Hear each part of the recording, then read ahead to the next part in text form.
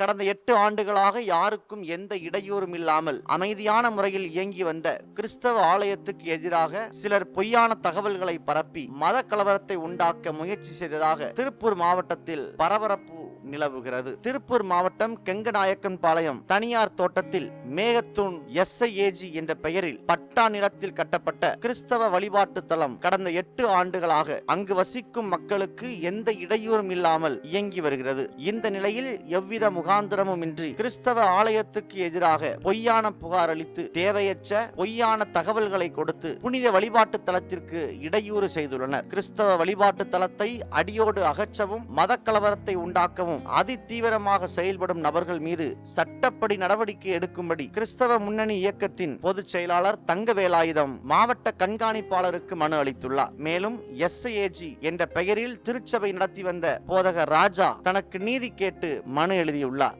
இந்த மனு மீதான விசாரணை அதிதீவிரமாக செயல்படவும் பாதிக்கப்பட்ட போதகருக்கு நீதி கிடைக்கவும் பிரார்த்தனை செய்வோம். நன்றி.